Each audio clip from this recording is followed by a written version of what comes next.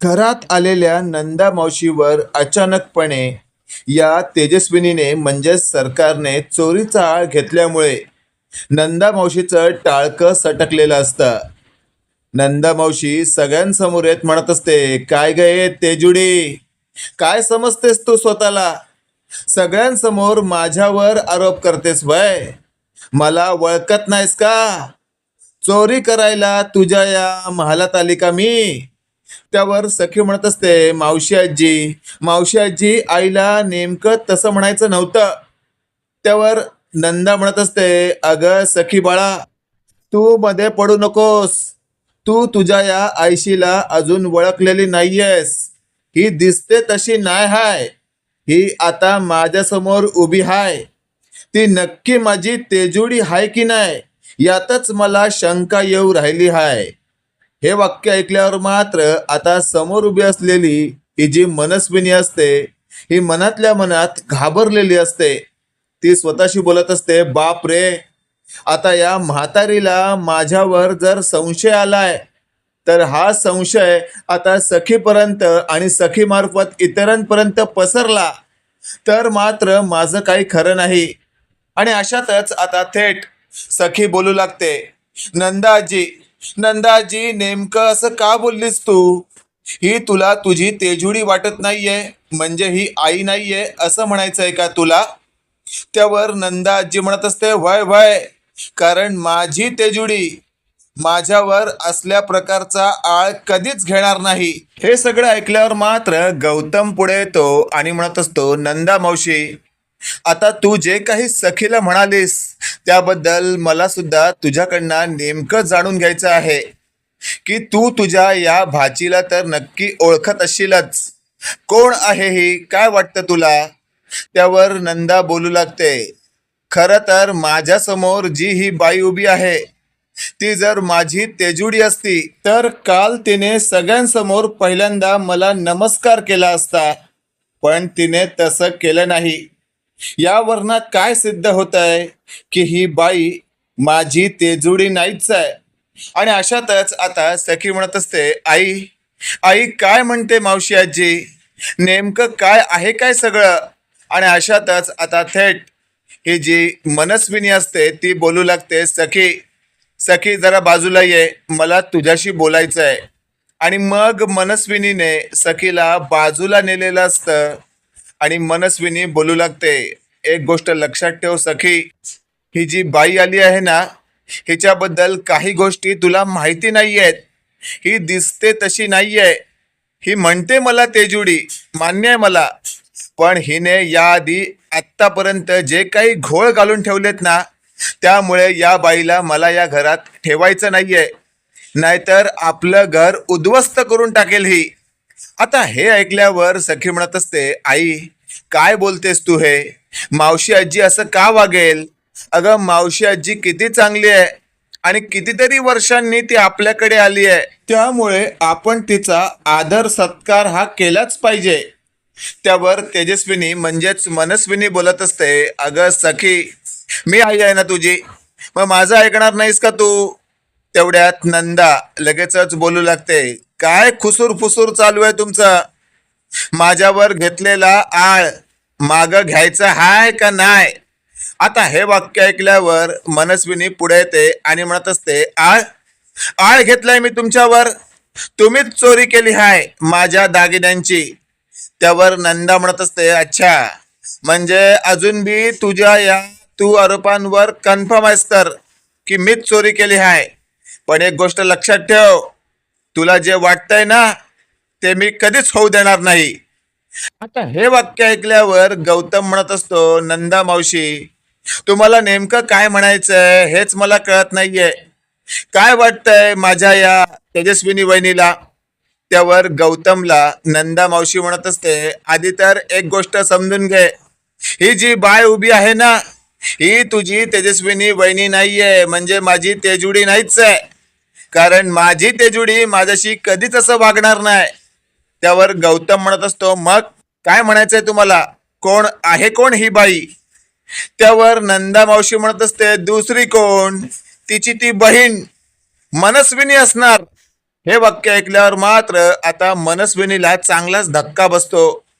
अशातच आता परशू बोलू लागतो, नंदा मावशी काय बोलताय तुम्ही? हे तुम्हाला असं म्हणायचंय का की आमच्या या तेजस्विनी बहिणीने सॉरी म्हणजे या बाईने स्वतःच्या डोळ्यांना काहीतरी लावून घेतलंय? कारण मनस्विनीचे डोळे तर निळे आहेत ना.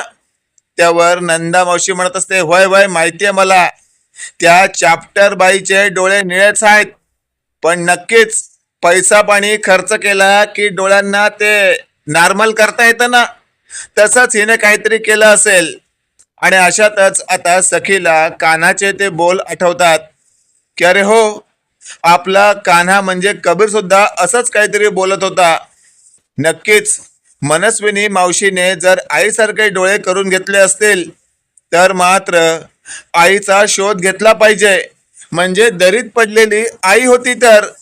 आणि अशातच आता थेट सखी म्हणत असते, नंदा मावशी काय चाललंय, मला काही कळत नाहीये, आई नक्की ही नाहीये का?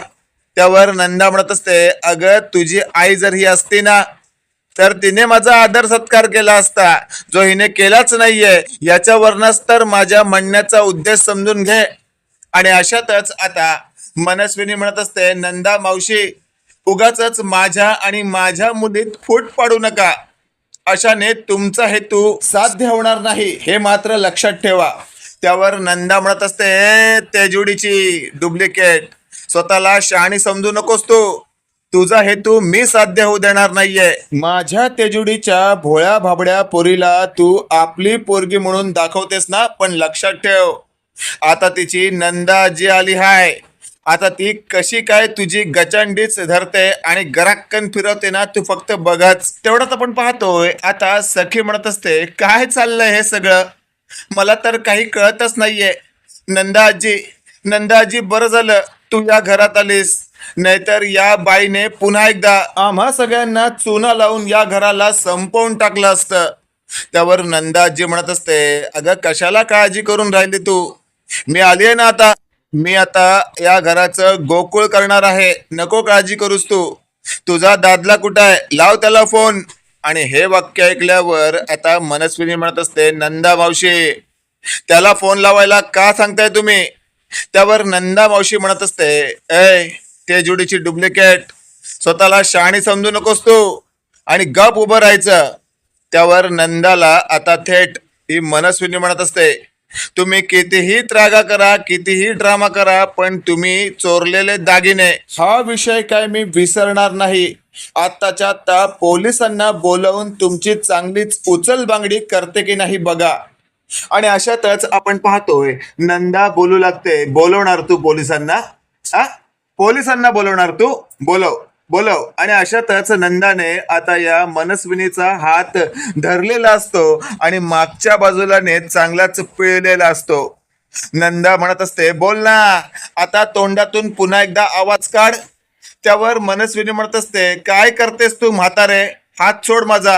त्यावर लगेचच आता नंदा म्हणत असते, बघ सखी बाळा, हिच्या तोंडातून काय निघालं, म्हातारे, कारण माझी तेजुडी माझा अपमान कधीच करणार नाही. ही तुझी मनस्विनी म्हणजे तुझी मावशी आहे, आण एक काठी मार हिच्या पाठीवर. हे वाक्य ऐकल्यावर मात्र सखी म्हणत असते, नाही नंदा मावशी, ही माझी आई नसली म्हणून काय झालं, पण माझी मावशी तर हाय, मी हिच्या बरोबर असं नाही वागू शकत. त्यावर नंदा आजी म्हणत असते, पाहिल्यास किती समजूतदार आणि किती गोड मुलगी आहे ही, तिला कळलंय की तू तिची आई नाहीयेस, तरी पण ती तुझ्या बरोबर कटू वागत नाहीये. बघ तेजुडीची मुलगी किती छान आणि किती मस्त आहे म्हणून.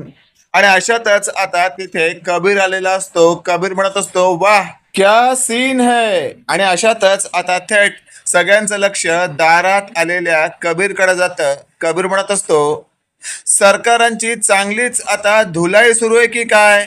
आणि अशातच आता नंदा आजी बोलू लागते, वय वय, या बाईची आता म्या धुलाईच करणार हाय.